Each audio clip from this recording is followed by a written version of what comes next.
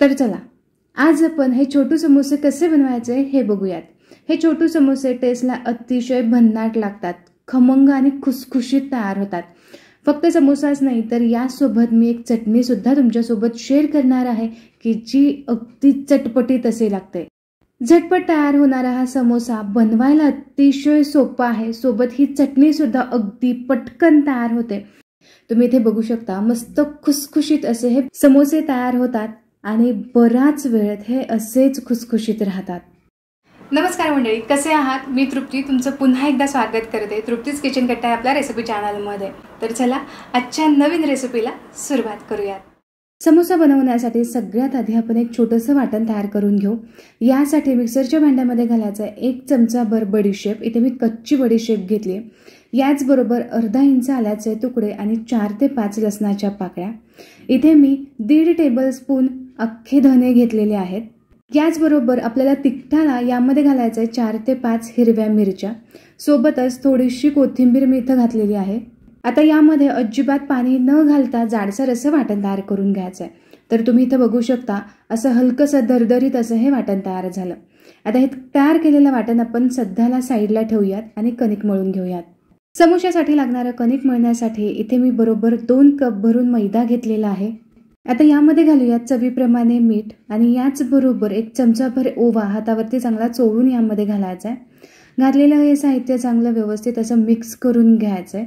सगळं साहित्य चांगलं मिक्स करून झालं की आपल्याला यामध्ये मोहन घालायचं आहे। तर यासाठी आपल्याला बरोबर 3 चमचे भरून इथं तूप घालायचं आहे। आता हे घातलेलं तूप या पिठाला चांगलं चोळून लावायचं आहे, म्हणजे चांगलं मिक्स करून घ्यायचं आहे। तर ही अगदी महत्त्वाची स्टेप आहे, यामुळे समोसे अगदी खुसखुशीत असे तयार होतात।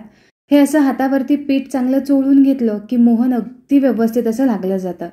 तर सलग 1-2 मिनिटांसाठी हे पीठ असं चांगलं चोळून घेतलं की यानंतर हे मोहन अगदी व्यवस्थित असं लागलं जातं। सगळ्या पिठाला मोहन मी चांगलं चोळून घेतलेलं आहे आणि आता जर तुम्ही मुटका करून बघितलात तर अगदी सहज असं हे पीठ बाइंड होतं। तर इथे समजून घ्यायचं की आपलं मोहन अगदी व्यवस्थित असं लागलं गेलेलं आहे। आता पीठ मळायला घेऊयात। यासाठी 1 कप भरून मी इथं पाणी घेतलेलं आहे। पाण्याचा सुद्धा अगदी परफेक्ट असा अंदाज मी तुमच्यासोबत शेअर करणार आहे। आता जेव्हा आपण समोशासाठी पीठ मळून घेतो, कणिक मळून घेतो, अशा वेळेस हे अगदी घट्टसर असंच मळून घ्यावं लागतं, तरच समोसे खुसखुशीत तयार होतात। यासाठीच ज्या भांड्याने तुम्ही 2 कप भरून पीठ मोजून घेतलं त्याच भांड्यामध्ये आपल्याला पाणी घ्यायचं आहे। तर इथे थोडं थोडं करत मी पाणी घालून घट्टसर असा गोळा मळून घेते आणि मग तुम्हाला सांगतेच की मला किती पाणी लागलं। तर हे बघा, जितका मला शक्य होईल तितका घट्टसर असा गोळा इथं मी मळून घेतलेला आहे। आता मला पाणी किती लागलं हे सुद्धा मी तुम्हाला सांगते। तर हे बघा, आपण 1 कप भरून पाणी घेतलं होतं, तर यामधलं बरोबर पाऊण कप भरून मला पाणी लागलंय आणि इथे जवळ आसपास पाव कप भरून पाणी शिल्लक आहे। आता फक्त 10 ते 15 मिनिटांसाठी आपल्याला हे पीठ भिजून घ्यायचं। यापेक्षा जास्त वेळ जर तुम्ही भिजवाल तर कणिक सैलसर होण्याची शक्यता असते। तोपर्यंत आपण बटाट्याची स्टफिंग कशी बनवायची हे बघू। तर यासाठी इथे मी बरोबर 6 बटाटे घेतलेले आहेत, थोडेसे मीडियम आकाराचे आहेत। आता हे बटाटे चांगले उकडून घेतल्यानंतर हे अशा हाताने मॅश करून घ्यायचे। हाताने फक्त थोडेसे मॅश करून घ्यायचे, अगदीच मोठे मोठे जरी तुकडे राहिले तरी जेव्हा आपण हे स्टफिंग परतून घेणार आहोत यावेळेस ते बारीक होतात। आता दुसरी महत्त्वाची गोष्ट, जेव्हा आपण हे बटाटे उकडून घेतो यावेळेस उकडून झाल्यानंतर हे खूप वेळ पाण्यात असेच ठेवायचे नाही। उकडून झाल्यानंतर हे गरम पाण्यामधून बाहेर काढून ठेवायचे, म्हणजे खूप जास्त हे बटाटे ओलसर होणार नाही। आता इथे मी सगळे बटाटे मॅश करून घेतले। आता या साईडला मी कढई गरम करण्यासाठी ठेवली आहे। यामध्ये घालूयात पळीभर तेल आणि तेल थोडंसं गरम झालं की मग चमचाभर यामध्ये घालायचं जिरं। जिरं थोडंसं फुलू द्यायचं। जिरं इथे चांगलं फुललं गेलं की यामध्ये घालूयात पाव चमचा हिंग। आता यानंतर जे तयार करून ठेवलेलं वाटण आहे ते सगळं वाटण आपल्याला यावेळेस यामध्ये घालायचं आहे। सोबतच कढीपत्त्याची 10 ते 12 पानं सुद्धा घालायची आहेत आणि आता मिरचीचा चांगला कच्चेपणा जाईपर्यंत हे परतून घ्यायचं आहे। हे जे वाटण आपण तयार केलं होतं हेच इतकं फ्लेवरफुल होतं आणि याच वाटणामुळे आपल्या समोसाला मस्त अशी टेस्ट येते। तर इथं काही मिनिटांसाठी परतून घेतल्यानंतर यामध्ये घालायचं आहे पाव चमचा हळद, 1 चमचा लाल मिरची पावडर। आता हे सगळं साहित्य चांगलं पुन्हा एकदा काही सेकंदांसाठी परतून घेऊयात। तर हे बघा, हे सगळं साहित्य परतून झालं की जो मॅश करून ठेवलेला बटाटा होता तो आपल्याला यामध्ये घालायचा आहे। सोबतच आपल्याला यामध्ये चवीप्रमाणे मीठ आणि थोडीशी बारीक चिरलेली कोथिंबीर सुद्धा घालायची। आता हे सगळं साहित्य पुन्हा एकदा चांगलं एकजीव होईपर्यंत मिक्स करून घ्यायचं आहे, परतून घ्यायचं आहे. आणि हे घ्या, समोशासाठी स्टफिंग आपलं इथं तयारच झालं. एक 4 ते 5 मिनिटांसाठी हे मी चांगलं परतून घेतलेलं आहे. आता हे स्टफिंग आपल्याला पूर्णपणे थंड करून घ्यायचं आहे. तोपर्यंत आपण समोशासाठी लागणारी चटणी कशी बनवायची हे बघू. चटणी बनवण्यासाठी एक चटपटीत असा मसाला आपल्याला तयार करून घ्यायचा आहे. यासाठी कढई मंद आचेवरती मी गरम करून घेतली. यामध्ये मी घातलेलं आहे पाव चमचा जिरं, पाव चमचा बडीशेप, फक्त 4 मी इथं काळी मिरी घातलेली आहे. हलकेसं ते परतून घेतलं मंद आचेवरती, फक्त 1 मिनिटांसाठी परतून घेतलं. परतून झालं, गॅसची फ्लेम बंद करायची आणि बंद फ्लेमवरती फक्त पाव चमचा कसुरी मेथी घालायची आणि काही सेकंदांसाठी परतून घ्यायचे. सगळं साहित्य चांगलं थंड झालं की यानंतर हे उकळीमध्ये आपल्याला फक्त हलकंसं क्रश करून घ्यायचं आहे. अजिबात हे मिक्सरमधून वाटून घ्यायचं नाही. तर असं जाडं भरडं आपल्याला वाटण इथं तयार करून घ्यायचं आहे. एक अर्ध्या तासापूर्वी इथं मी पाव कप भरून चिंच आणि पाव कप भरून गूळ मी 1 कपभर पाण्यामध्ये भिजत घातला होता. आता हे चांगलं भिजलेलं आहे.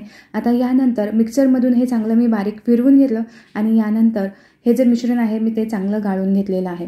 चटणी बनवण्याची सगळी तयारी झालेली आहे. चटणी बनवायला घेऊयात. पुन्हा एकदा तीच कढई मी मंद आचेवरती गरम करण्यासाठी ठेवली आहे. अगदी 1 चमचाभर यामध्ये आपल्याला तेल घालायचं आहे. आता तेल हे थोडंसं कोमट झालं की यानंतर पाव चमचा मी यामध्ये हिंग घातली आणि 1 चमचा भरून मी इथं लाल तिखट घातलं. हे तिखटाला सुद्धा आहे आणि याचबरोबर याला रंगसुद्धा छान आहे. हे थोडंसं काही सेकंदांसाठी परतून घेऊयात आणि तयार केलेलं चिंच गुळाचं पाणी आपल्याला यामध्ये घालायचं आहे. बाजारामध्ये किंवा हॉटेलमध्ये जी समोशासोबत चटणी भेटते तर ती पाकामध्ये तयार केलेली असते. जे उरलेला पाक असतो त्या पाकामध्येच तयार केलेली असते. पण इथे आपण पाक न वापरता गुळाचा वापर केलेला आहे. तुम्हाला हवं तर तुम्ही इथं साखर वापरू शकता. पाव चमचा मी इथं साधं मीठ घातलंय, पाव चमचा मी इथं काळं मीठ सुद्धा घातलंय. याच सोबत पाव चमचा मी इथं चाट मसाला घातलाय आणि तयार केलेला जो आपण ठेचून घेतलेला मसाला होता तो सुद्धा यामध्ये घालून चांगलं मिसळून घेतलं. आता जरी आपण गूळ घातला असला तरी सगळे फ्लेवर चांगले बॅलन्स व्हावे यासाठी 1 मोठा चमचा भरून मी यामध्ये साखर घातलेली आहे. आता यानंतर या मिश्रणाला चांगली उकळी आल्यानंतर 1-2 मिनिटांसाठी ही चटणी चांगली उकळून घ्यायची आहे. आणि इथे चटणीला उकळी आल्यानंतर 1-2 ते 3 मिनिटांसाठी ही लो फ्लेमवरती मी चांगली उकळून घेतली. आत्ता सध्या जरी तुम्हाला ही चटणी पातळ अशी वाटत असली तरी थंड झाल्यानंतर ही चटणी मस्त दाटसर अशी तयार होते. आता जर तुम्हाला बाजारामध्ये चटणी ज्या रंगाची भेटते तशी करायची असेल तर यामध्ये तुम्ही अगदी 1 पाव चमचा भरून खाण्याचा रंग लाल रंग टाकलात तरी सुद्धा चालेल. पण इथं आपण घरच्या घरी पौष्टिक अशी चटणी बनवलेली आहे यामुळे मी इथं रंग घालणार नाहीये. हे सगळं करेपर्यंत इकडे 15 ते 20 मिनिट झालेले आहेत आणि इथे तुम्ही बघू शकता पीठ बऱ्यापैकी मुरलेलं आहे पण हे खूप जास्त सैलसर सुद्धा झालेलं नाहीये. आता पुन्हा 1 मिनिटभरासाठी हे पीठ चांगलं मी चोळून घेते. पीठ मळून झाल्यानंतर चपातीच्या आकारापेक्षा छोटे इथे उंडे तयार करून घेतले. 1 उंडा लाटायला घेऊयात आणि बाकीचे असेच झाकून ठेवूयात. आता हा उंडा लाटून घेण्यासाठी याला अजिबात पिठी किंवा तेलाची गरज पडत नाही. हा उंडा असाच लाटून घ्यायचा. तर हे बघा अजिबातच हा खाली चिकटत नाही. थोडासा गोल आकारावरती लाटून घेतल्यानंतर अशा पद्धतीने हा उभट असा लाटून घ्यायचा. तर हे बघा अशा पद्धतीने मी इथं लाटून घेतलं. आता यानंतर याचे 2 भाग करून घ्यायचे आहेत. तर यासाठी असं आपण कट देऊयात आणि इथे तुम्हाला मी दाखवते. हे पहा पुरीसारखी मध्यम अशी याची जाडी ठेवलेली आहे. आता सगळ्या बाजूने चांगलं पाणी लावून घ्यायचंय. पाणी लावून झालं की यानंतर आपल्याला समोसाला आकार द्यायचा. तर यासाठी जे कट करून घेतलेले टोकं आहेत ती आधीच जोडून घ्यायची. तर हे पहा या पद्धतीने आधी जोडून घ्यायचे आहेत. आपण पाणी लावून घेतलं आहे यामुळे हलकंसं प्रेस करून घेतलं की लगेचच हे चिकटलं जातं. तर हे पहा या पद्धतीने असा कोन तयार झाला. आता यामध्ये जितकं स्टफिंग बसेल तेवढं घालायचं आहे आणि हे स्टफिंग हलकंसं आतमध्ये प्रेस करून घ्यायचं आहे. आता उरलेली जी 2 टोकं आहेत ती अशी पोळपाटावरती समोसा ठेवल्यानंतर चांगली दाबून घ्यायची आणि इथे अगदी सोप्या पद्धतीने समोसा आपला तयार झाला. ही झाली एक साधी सोपी अशी ट्रिक. पण जसं बाजारामध्ये समोसा भेटतो त्याच आकारामध्ये तुम्हाला बनवायचा असेल तर पुन्हा एकदा आपण या सगळ्या बाजूने पाणी लावून घेऊयात आणि जसं सुरुवातीला आपण कट केलेली बाजू जुळवून घेतली होती अगदी तशाच पद्धतीने ही सुद्धा जुळवून घ्यायची आणि असा कोन तयार करून घ्यायचा आहे. आता या समोसामध्ये बसेल इतकं स्टफिंग घातलं. पुन्हा एकदा थोडंसं पाणी लावून घेतलंय. आता जिथं जॉईंट करून घेतलं आहे त्याच्या बरोबर समोरच्या बाजूला अशा पद्धतीने आपल्याला एक चिमटा द्यायचा आहे आणि हा चिमटा असा दुमडून घ्यायचा आहे. तर हे बघा अशा पद्धतीने चिमटा दिला की यानंतर हा असा दुमडून घ्यायचा आणि आता यानंतर तुम्ही हा समोसा अगदी अलगद असा बंद करून घ्यायचा आहे। तर या पद्धतीने अशी मस्त इथे कळी पडली जाते आणि ही दिसायला सुद्धा अगदी मस्त दिसते। आता समोसा बंद करून घेऊयात। आता तुम्ही दोन्ही समोस्यामधले फरक जर बघितला तर जो सुरुवातीला आपण तयार केलेला आहे तो थोडासा पसरट होतो आणि हा दुसरा जो तयार केलेला आहे तो मस्त असा अगदी समोशासारखा जसा बाजारात भेटतो अगदी तसाच याचा शेप तयार होतो। तर याचे हे सगळे छोटू समोसे मी आधी तयार करून घेते। आता इकडे मी तेल गरम करण्यासाठी ठेवलेलं आहे। समोसा तळण्यासाठी थोडासा जास्त तेलाचा वापर करावा लागतो। याचबरोबर हे तेल खूप जास्त कडकडीत सुद्धा गरम करून न घेता मंद आचेवरती हलकंसं हे गरम करून घ्यायचं आहे। तर हे बघा, हा गोळा टाकल्यानंतर हलकेसे असे बुडबुडे आले की समजून घ्यायचं अगदी परफेक्ट असं तेल आपलं तापलेलं आहे।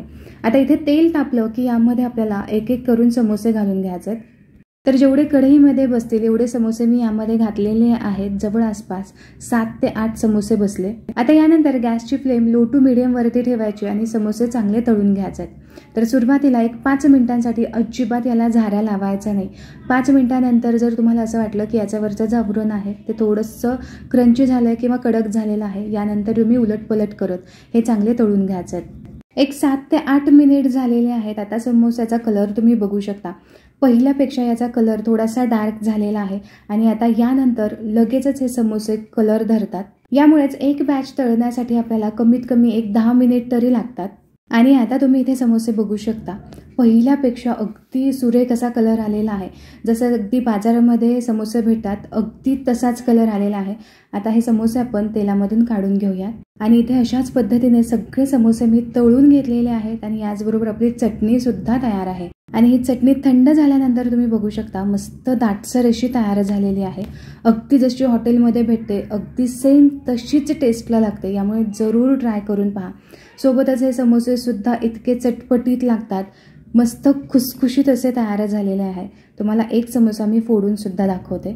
तर हे पहा, समोसा फोडल्यानंतर तुम्हाला कळलंच असेल की हा किती खुसखुशीत झाला असावा। तर असे खमंग समोसे सोबतच चटपटीत अशी चटणी नक्की ट्राय करून पहा।